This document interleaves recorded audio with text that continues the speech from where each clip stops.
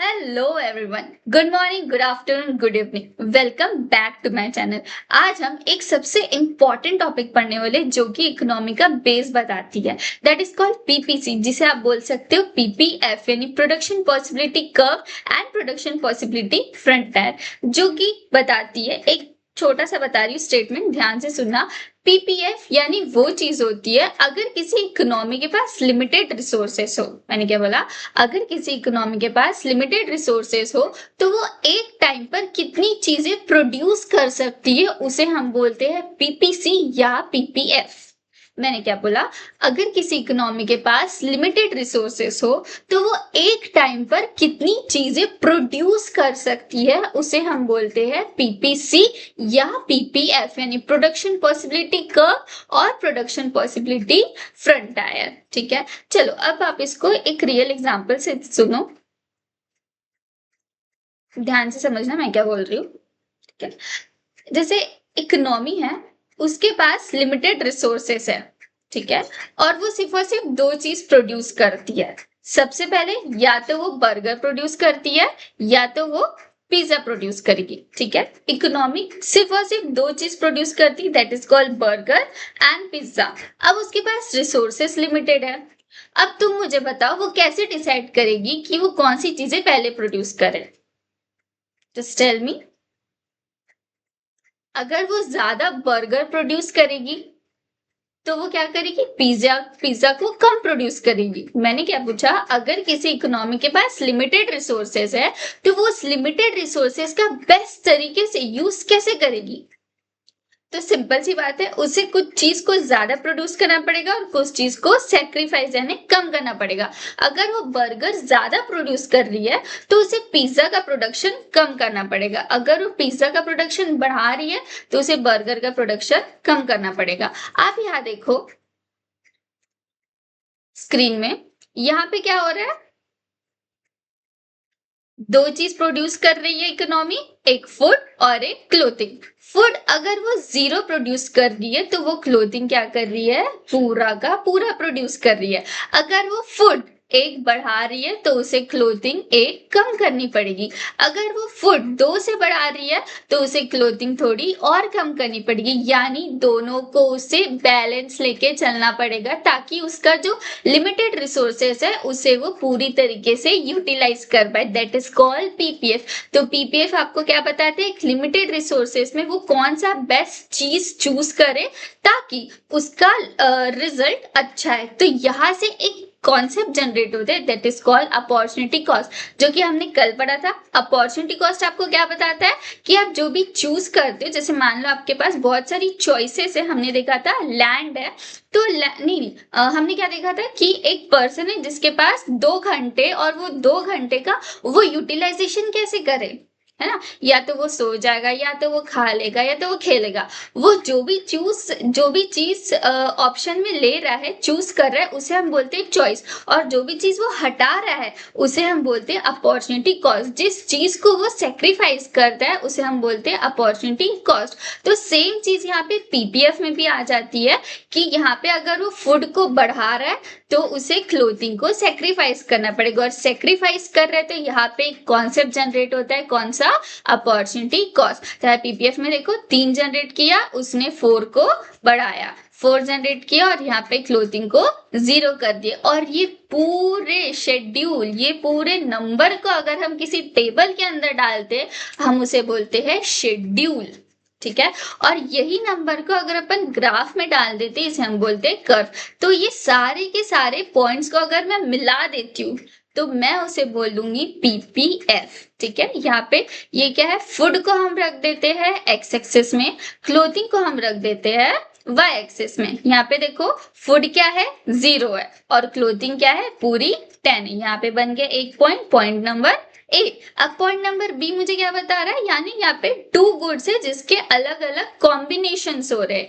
PPF में generally combination of 2 goods होते हैं जो कि आप बताते हैं लिमिटेड रिसोर्सेस में वो कैसे अपनी वांट्स को सेटिस्फाई कर सके। और वो पूरे कर्व को अगर मैं मिला दूंगी मैं उसे बोलूंगी पीपीएफ। ठीक है, देखो यहाँ पे 9 का प्रोडक्शन हुआ तो यहाँ पे मेरा 1 का प्रोडक्शन हुआ, 1 मैंने बढ़ा दिया। यहाँ पे मैंने प्रोडक्शन कम किया तो दूसरे इसमें मैंने प्रोडक्शन बढ़ा दिया। यहाँ पे मैंने प्रोडक्शन कम करके 4 कर दिया, तो यहाँ पे मैंने प्रोडक्शन बढ़ा दिया, क्या हुआ 3 हुआ, 0 से 3 हो गया और ये 10 से 0 हो गया। तो ये सारे पॉइंट्स को मैंने मिला दिया, तो ये सारे पॉइंट्स मिलकर क्या बन गए मेरे पीपीएफ, यानी पी प्रोडक्शन पॉसिबिलिटी फ्रंटायर का कर्व बन गया। ये पॉइंट नंबर ए पहला कॉम्बिनेशन, पॉइंट नंबर बी दूसरा कॉम्बिनेशन, पॉइंट नंबर सी तीसरा combination, point number D fourth, point number E last and fifth combination. Total यहाँ पे दो रिसोर्सेस का, दो चीजों का डिफरेंट यानी 5 कॉम्बिनेशन बन पा रहा है लिमिटेड रिसोर्सेस में। क्लियर? तो इससे मेरी वांट्स क्या हो जाएगी, नीड क्या हो जाएगी, सेटिस्फाई हो जाएगी। क्लियर? अब देखो कि प्रोडक्शन पॉसिबिलिटी कर्व का कर्व कैसा होता है। कर्व कैसा होता है, अगर मैं सारे पॉइंट्स को मिला दूं तो मेरा कर्व कैसा बन रहा है, ऐसे बो टाइप का बन रहा है, इस टाइप में। तो वो कर्व बनता क्यों है, उस कर्व का नाम क्या होता है, उस कर्व को हम बोलते हैं कॉनकेव कर्व। क्या बोलते हैं, कॉनकेव। तो कर्व का शेप क्या हुआ, कॉनकेव हुआ, क्योंकि रिसोर्सेस परफेक्ट सब्स्टिट्यूट नहीं होते हैं। क्लियर है? जैसे फार्मर एक लैंड पे या तो वो एक साइड गेहूं उगाएगा या तो कुछ और प्रोड्यूस करेगा, तो वो इसे धीरे धीरे कंबाइन करके अपना प्रोडक्शन करते जाएगा, इसलिए उसका कर्व क्या हो जाता है, कॉनकेव हो जाता है। अब देखो हर एक चीज तो एक टाइम पे प्रोड्यूस हो नहीं सकती है। मैं अभी अगर पढ़ा रही हूँ तो मैं खा नहीं सकती, अगर मैं यहाँ पे पढ़ा रही हूँ तो मैं मूवी नहीं देख सकती, तो मैं एक टाइम पे एक ही चीज कर सकती हूँ, इसलिए यहाँ पे कर्व क्या हो जाता है, बेंड हो जाता है और ऐसे हाफ सर्कल में हो जाता है, जिसे आप बो शेप में भी बोल सकते हो। क्लियर है? तो कर्व क्या होता है पीपीएफ का, दैट इज कॉनकेव कर्व। अब देखो जो कॉनकेव कर्व होता है, पीपीएफ का जो कर्व होता है, इसमें अगर पूरे पॉइंट्स मिल गए और यहाँ पे बन गया, सेकेंड,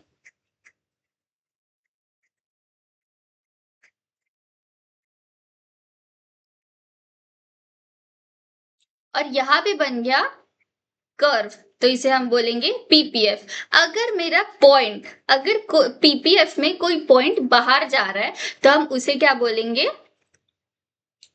देखो जूम करो, अब दिख रहा है, ठीक है? देखो point on the curve, point on the curve यानी A B C D E show full employment and efficient use of resources. अगर पूरे पॉइंट्स इस कर्व में आ जाएंगे, हम क्या बोलेंगे, रिसोर्सेस का परफेक्टली यूज हुआ है, कुछ भी चीज वेस्ट नहीं हुई है, कुछ भी चीज ज्यादा एक्स्ट्रा यूज नहीं हुई, तो अपन क्या बोलेंगे, perfectly employed efficient utilisation of resources. Clear? अब सेकेंड पॉइंट आता है पॉइंट इनसाइड द कर्व। ये जो कर्व है आपका, ये कर्व, इसके अंदर अगर मेरा कोई पॉइंट आ रहा है, इसके अंदर मेरा अगर कोई पॉइंट बन रहा है, तो मैं उसे क्या बोलूंगी, अंडर यूटिलाइजेशन ऑफ रिसोर्सेस। मतलब मैंने अपने रिसोर्सेस का पूरी तरीके से यूज नहीं किया है। क्या हो रहा है, बर्गर में 40% प्रोड्यूस कर रही हूँ, तो मैं 60% पिज्जा प्रोड्यूस कर रही हूँ, मतलब चीजें इक्वल नहीं हो पा रही है, कुछ भी चीज बैलेंस नहीं हो रहा है, इसलिए यहाँ पे under utilisation of resources. Third point बोल रहा है point outside the curve. Point अगर मेरा आउटसाइड द कर्व आ रहा है, तो मैं उसे क्या बोलूंगी, अनअटेनेबल विथ गिवन रिसोर्सेस, यानी रिसोर्सेस का बहुत अच्छे तरीके से यूटिलाइजेशन हुआ है। क्लियर? देखो ये क्या है, ये कर्व, ये सारे के सारे पॉइंट्स मिलाकर मेरा क्या बन जाता है, पीपीएफ। ठीक है?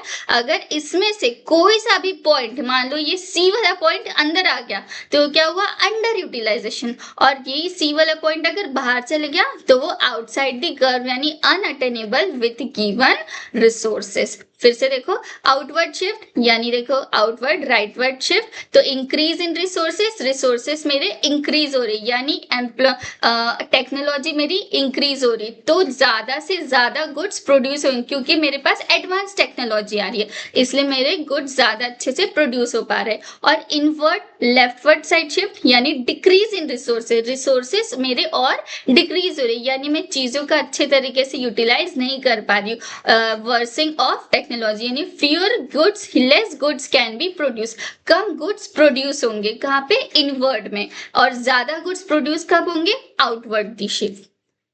अब देखो importance of PPF, it show the concept of scarcity. यहाँ पे क्या बता रहे हैं, स्कैरसिटी है मतलब रिसोर्सेस की कमी है, लिमिटेड रिसोर्सेस है, और उस रिसोर्सेस का क्या है, अल्टरनेटिव यूजेस। देखो it show alternative use of resources, कि आप एक टाइम पे सारी चीजें तो कर नहीं सकते, आपको कुछ चीज सेक्रीफाइस करनी पड़ेगी और कुछ चीज आपको चूज करनी पड़ेगी, यानी अपॉर्चुनिटी कॉस्ट आ जाएगा। जो चीज आप सेक्रीफाइस करोगे that is called your opportunity cost, और फाइनल आपको डिसीजन लेना है कि आप कौन सी चीज प्रोड्यूस करोगे। तो इट शो अल्टरनेटिव यूजेस। फिर थर्ड पॉइंट बोला है it helps in decision making, आपको PPF decision making, best decision लेना सिखाता है कि एक टाइम पे आप कौन सी चीज प्रोड्यूस करोगे, किसको कम प्रोड्यूस करोगे, किसको ज्यादा प्रोड्यूस करोगे। It is the useful tool of economic analysis. Economic की एनालिसिस, जब पूरी इकोनॉमिक की टीम बैठती है तो वो इस कॉन्सेप्ट को भी लेकर बैठती है कि मैं पीपीएफ के थ्रू मैं देखूं कि एट द टाइम मुझे कौन सी चीज बनानी है, किस पे मुझे ज्यादा फोकस करना है। This is called, it is the useful tool of economic analysis. Clear है यहाँ तक?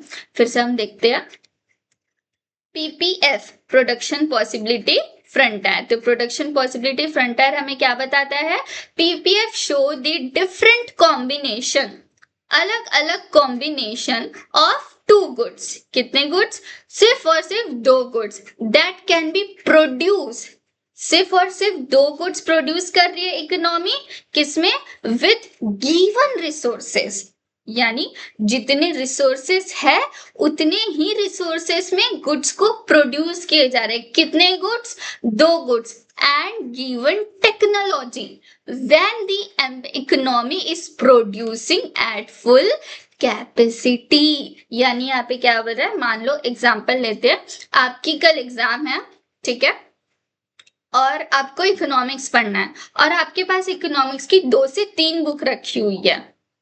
मान लो आपके पास एक ही बुक रखी हुई है और आपको उस बुक से समझ नहीं आ रहा है, तो भी आप क्या करोगे, क्या नई मटेरियल पे जाओगे कि वही बुक को गो थ्रू करोगे, क्योंकि उसमें आपने नोट्स भी लिखा हुआ है, आपने उसमें टिक मार्क भी करा हुआ है, आप सोचो नहीं यार एक और बुक ले आता हूँ थोड़े अच्छे मार्क्स आ जाएंगे, लेकिन नहीं, आप क्या करोगे, आपके पास जो मटेरियल है, जो बुक्स है, आप उसी का यूटिलाइज करके उसी बुक को पढ़ के आप कल सुबह उठ के एग्जाम देने जाओगे। आप एक दिन पहले कोई न्यू मटेरियल तो लाओगे नहीं। This is called production possibility curve, यानी कि गिवन रिसोर्सेज, गिवन टेक्नोलॉजी में आपको चीजों को प्रोड्यूस करना है। यही हमें पीपीएफ का कॉन्सेप्ट बताती है, क्योंकि स्कैरसिटी है। अब स्कैरसिटी में सिर्फ और सिर्फ पैसा तो आता नहीं है, स्कैरसिटी में टाइम भी आता है। आपके पास एग्जाम के लिए लिमिटेड टाइम है, कल एग्जाम है, अभी सिर्फ 6 घंटा बचा हुआ है, कल एग्जाम है, तो आप गिवन रिसोर्सेस में ही पढ़ोगे, ना ही गुड न्यू रिसोर्सेस प्रोड्यूस करोगे और लाओगे। तो पीपीएफ आपको यही बता रहा है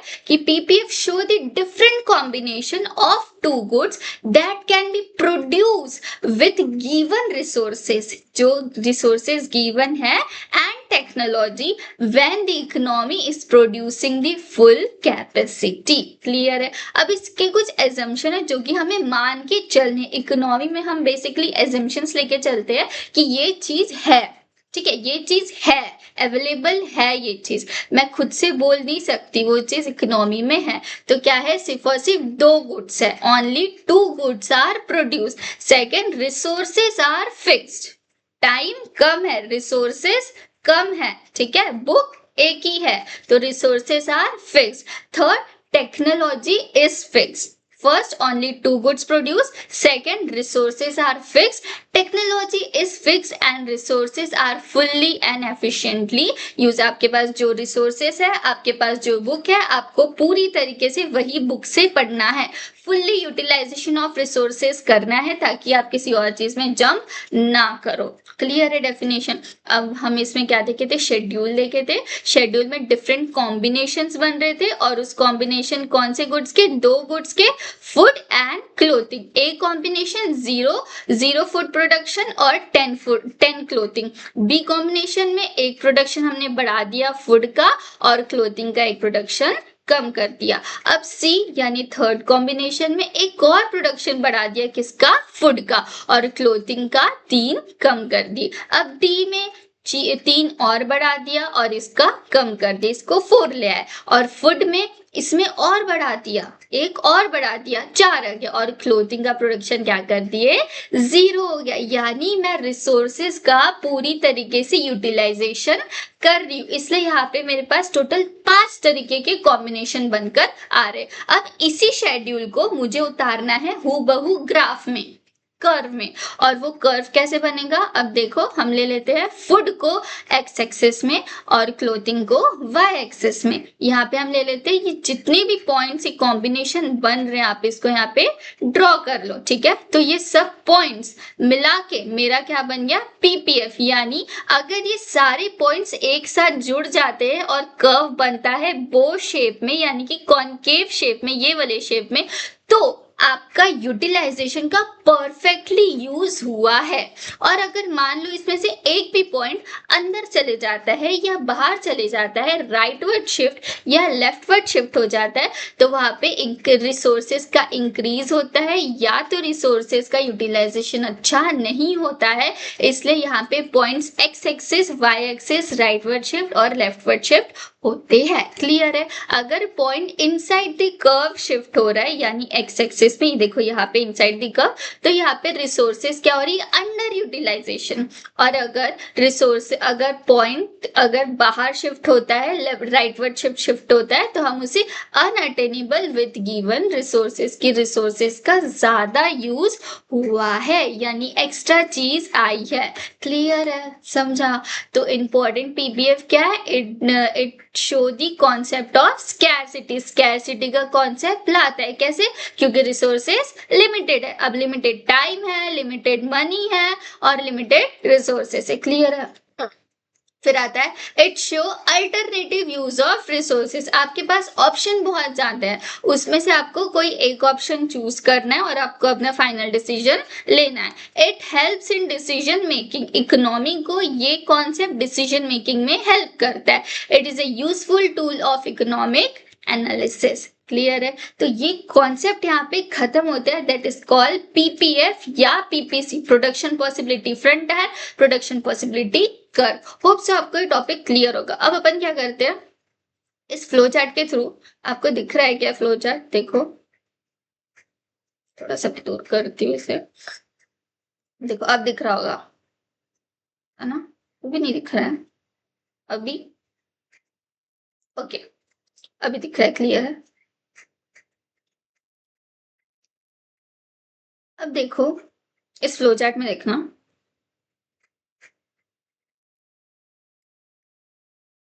हाँ, हम इकोनॉमी, ये जो चैप्टर हम पढ़े हैं, first introduction chapter of economics, economics में कौन कौन सी चीजें आएगी, ठीक है, ये बेसिक कॉन्सेप्ट्स है। अब इस बेसिक कॉन्सेप्ट्स को अगर आप समझ लेते हो तो आगे के कॉन्सेप्ट समझने में आपको बहुत हेल्पफुल रहेगा और इजी वे में होगा, ठीक है। तो हमने क्या पढ़ा, इंट्रोडक्शन पढ़ा। इंट्रोडक्शन में क्या बता रहा था, इंट्रोडक्शन में क्या बताया था, economy is the study of how society uses scarce resources to satisfy unlimited want. It is all about choice and decision making. यानी इकोनॉमी क्या है, एक स्टडी है, एक सोसाइटी है जहाँ पे स्कैर रिसोर्सेज का यूज कैसे किया जाता है, वो डिसीजन लेने में हमें हेल्प करता है, ठीक है। अब स्कैरसिटी, स्कैरसिटी मतलब कि लिमिटेड रिसोर्सेज और अनलिमिटेड वांट्स, जहाँ पे हमारी वांट्स तो बहुत ज्यादा होती है लेकिन रिसोर्सेज उतनी नहीं होती, इसलिए स्कैरसिटी का कॉन्सेप्ट जनरेट होता है। उसके वजह से आती है हमारी economic problem, arises due to scarcity. Economic problem किस लिए आई, क्योंकि स्कैरसिटी है अपनी, ठीक। अब scarcity arises due to scarcity, society must decide how to use limited resources, this decision leads to central problem. अब याद है सेंट्रल प्रॉब्लम क्या क्या थी, क्या क्या थी सेंट्रल प्रॉब्लम, बताओ बताओ। अब meaning of economics, economics is the study of human behaviour. Economics हमें ह्यूमन बिहेवियर की स्टडी करना सिखाता है, जो कि रिलेशनशिप बताता है अनलिमिटेड वांट्स का एंड स्कैर रिसोर्सेज का, जिसका अल्टरनेटिव यूजेस होता है। क्लियर है। अब देखो स्कैरसिटी के अंदर दो टाइप, इकोनॉमी के अंदर दो टाइप के कॉन्सेप्ट्स आ जाते हैं, स्टेटमेंट्स आ जाते हैं। First is positive and normative. तो पॉजिटिव स्टेटमेंट हमें बताता है डील्स विथ व्हाट इज, यानी फैक्ट, के बारे में बताता है। Objective analysis can be produce true और फॉल्स। ठीक, अब normative economics deal with what ought to be, यानी जजमेंट देते हैं कि हाँ इसका फाइनल जजमेंट, इसका फाइनल रिजल्ट ये होना चाहिए, इसका सोल्यूशन ये होता है। कोर्ट में जब पेशी होती है तो एक जज बैठा रहता है, वो सारे डिसीजंस लेता है, यानी वो कौन है, नॉर्मेटिव इकोनॉमी है।